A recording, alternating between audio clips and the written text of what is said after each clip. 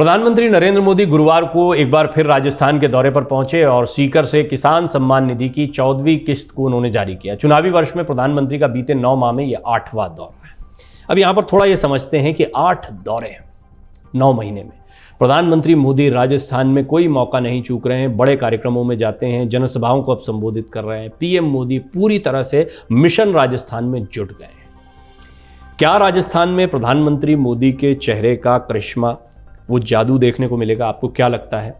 हालांकि देखिए, प्रधानमंत्री नरेंद्र मोदी ने कर्नाटक में भी काफ़ी चुनावी रैलियां की थी, बहुत चुनावी रैलियां उनकी हुई थी और वहां भी बेशक सिटिंग सीएम जो है वो बसवराज बोम्मई थे, बीजेपी के ही सीएम थे, लेकिन उनके चेहरे से ऊपर पीएम मोदी के चेहरे को रखा गया था। इसमें भी कोई दो राय नहीं है कि पीएम मोदी जब से प्रधानमंत्री के पद पर आए हैं तब से, चाहे लोकसभा के चुनाव हों या विभिन्न विधानसभा के चुनाव हों, बीजेपी ने एक ज़बरदस्त पकड़ हासिल की और लगातार कई राज्यों को जीता है। निश्चित तौर पर हाल में हिमाचल और कर्नाटक के बाद में थोड़ा बीजेपी के सामने चुनौती भी आई, फिर ये विपक्षी एकजुटता का मंच, और अब जिन राज्यों में चुनाव हो रहे हैं, जिनमें मध्य प्रदेश, छत्तीसगढ़, यहाँ पर काफ़ी कड़ी टक्कर देखने को मिल रही है और छत्तीसगढ़ में तो कांग्रेस काफ़ी मजबूत दिख रही है। कुछ ऐसा ही कहा जा रहा है कि कर्नाटक जैसा इम्पैक्ट क्या मध्य प्रदेश में देखने को मिलेगा, और कांग्रेस यहाँ पर जैसा कि दावा कर रही है अपने इंटरनल सर्वे के जरिए कि उनकी स्थिति बहुत मजबूत है। लिहाजा राजस्थान, जहां पर अंदरूनी घमासान से कांग्रेस जमकर जूझ रही थी, वहां पर बीजेपी कोई रिस्क नहीं लेना चाहती, तो कोई लोकल चेहरा नहीं रखा गया। लेकिन इसके दोनों पहलू हैं,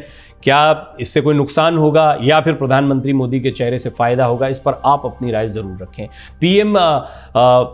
प्रधानमंत्री नरेंद्र मोदी बीते 9 महीने में किसी न किसी कार्यक्रम में हिस्सा लेने के लिए राजस्थान आते रहे हैं। जुलाई में ही पीएम 20 दिन में दूसरी बार राजस्थान में सभा को संबोधित करने पहुंचे।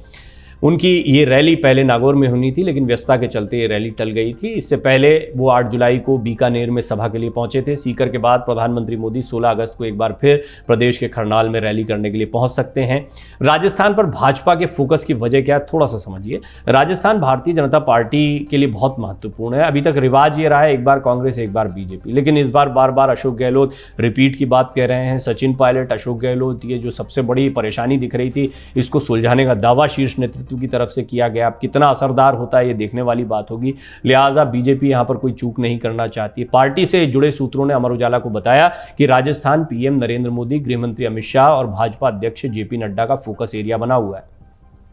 देखिए, ये इसलिए भी है कि राजस्थान के विधानसभा चुनाव ही नहीं, बस बिल्कुल नज़दीक ही आपको लोकसभा चुनाव भी देखने को मिलेंगे। तो ये लोकसभा चुनाव की रणनीति भी, और प्रधानमंत्री मोदी का चेहरा इसीलिए रखा गया है क्योंकि जब थोड़े कुछ 4-6 महीने बाद में जब लोकसभा चुनाव होने हैं, तो राजस्थान में पिछली बार जो प्रदर्शन बीजेपी ने किया था उसको दोहराना बहुत ज़रूरी है।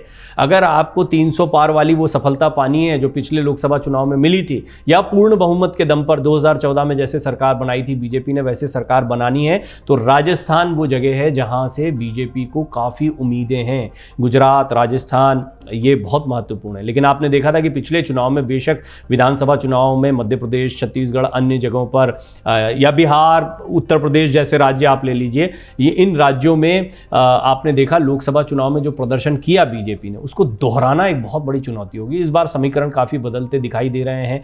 पश्चिम बंगाल को भी आप इसमें गिन सकते हैं। तो विपक्षी एकजुटता का मंच जो है, अब वो एक ही उम्मीदवार को उतारने की प्लानिंग कर रहा है। अगर वो इसमें सफल होते हैं तो कई राज्यों में, खासतौर पर जिनको स्विंग स्टेट्स कहा जाता है, स्विंग स्टेट्स में जहां पर आपको मल्टीपल पॉलिटिकल पार्टीज दिखती हैं, या ऐसे बहुत सारे राजनीतिक दल हैं जिनके बीच में आपसी खींचतान है, लेकिन ये आपसी समीकरण बना ले, कोई एक उम्मीदवार उतार दे, जैसे बिहार है, जैसे महाराष्ट्र है, जैसे पश्चिम बंगाल है, जैसे उत्तर प्रदेश है, ये स्विंग स्टेट्स हैं। यहाँ पर सीधा सीधा मुकाबला नहीं है। लेकिन राजस्थान वो जगह है जहाँ पर कांग्रेस से सीधा मुकाबला फिलहाल देखने को मिल रहा है। तो ये ज़्यादा फोकस का एरिया है लोकसभा चुनाव के लिहाज से भी। अन्य चुनावी राज्यों की तुलना में पीएम मोदी राजस्थान में सबसे ज़्यादा रैलियां और सरकारी कार्यक्रम कर चुके हैं। इसकी एक सबसे बड़ी वजह यह है कि राज्य में सीएम गहलोत द्वारा शुरू की गई फ्री योजनाओं का असर भी दिखाई दे रहा है। इसीलिए केंद्र सरकार की कई अहम योजनाएं राजस्थान से शुरू हो रही हैं। गहलोत बहुत एग्रेसिवली अपनी योजनाओं को लेकर जा रहे हैं। और आपको याद होगा कि जब पायलट और गहलोत को लेकर पूरा घमासान चल रहा था, तो उस समय पर भी ये कहा गया था कि गहलोत की योजनाओं के साथ ही जाएंगे, गहलोत अच्छा काम कर रहे हैं, ये सारी बातें कही गई और ये भी माना गया कि गहलोत के चेहरे को रखा जा रहा है।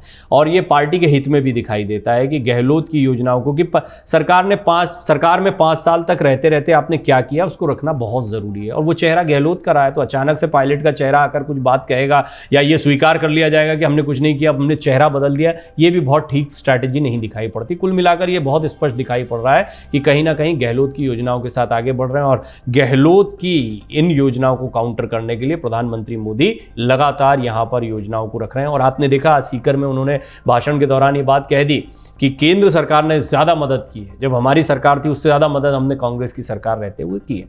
और दूसरा एक और कारण है, गहलोत पायलट की बैठक से भी बीजेपी को परेशानी हो सकती है। भाजपा नेताओं का कहना है कि गहलोत पायलट खेमों में बटी कांग्रेस की दिल्ली में 6 जुलाई को हुई बैठक के बाद माहौल बदला हुआ नजर आ रहा है। इसलिए भाजपा के लिए ये राज्य पहले की तुलना में थोड़ा चुनौतीपूर्ण दिख रहा है, क्योंकि इस बार प्रदेश में उतनी सरकार विरोधी लहर नजर नहीं आ रही जितनी पिछले चुनाव में थी। कांग्रेस में बदले माहौल से भाजपा अंदर खाने परेशान है। इसी वजह से पार्टी चुनाव में पीएम मोदी की ज्यादा से ज्यादा सभाएं कराने पर फोकस कर रही है।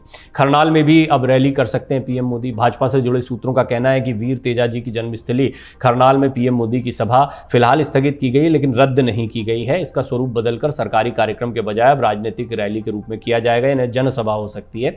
खरनाल में मोदी अब 16 अगस्त को रैली कर सकते हैं। पहले इसे केंद्रीय कृषि मंत्रालय की ओर से आयोजित किया जाना था, लेकिन अब इसकी जिम्मेदारी पार्टी के संगठन की ओर से उठाई जाएगी। भाजपा के लिए आखिर क्यों अहम है शेखावटी का सीकर क्षेत्र, जहां पर आज प्रधानमंत्री ने योजनाओं को भी रखा है और साथ ही साथ में उन्होंने एक जनसभा को भी संबोधित किया और जमकर राजस्थान की कांग्रेस सरकार को घेरा है। प्रदेश की राजनीतिक समीकरणों पर नजर डालें तो सीकर क्षेत्र बहुत महत्वपूर्ण माना जाता है। नागौर जिले की तरह भाजपा के लिए शेखावटी क्षेत्र में सीकर भी कमजोर कड़ी है। इसलिए पार्टी ने यहां के राजनीतिक समीकरणों को दुरुस्त करने के लिए केंद्रीय मंत्री संजीव बालियान को 6 महीने पहले ही जिम्मेदारी दे दी थी। और राजस्थान के सीकर, झुंझुनू, चूरू जिले को शेखावटी क्षेत्र कहा जाता है।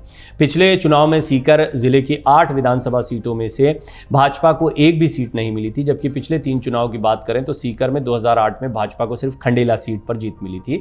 इसके बाद 2013 के चुनाव में उसकी स्थिति सुधरी। धूध, सीकर, खंडेला, नीम खताना और श्रीमाधोपुर में जीत हासिल हुई, लेकिन 2018 के चुनाव में सीकर की 8 सीटों में से 7 पर कांग्रेस ने कब्जा जमाया, जबकि खंडेला सीट निर्दलीय के खाते में गई। शेखावटी क्षेत्र में आने वाले चूरू और झुंझुनू में भी भाजपा की स्थिति कांग्रेस के मुकाबले कमजोर है।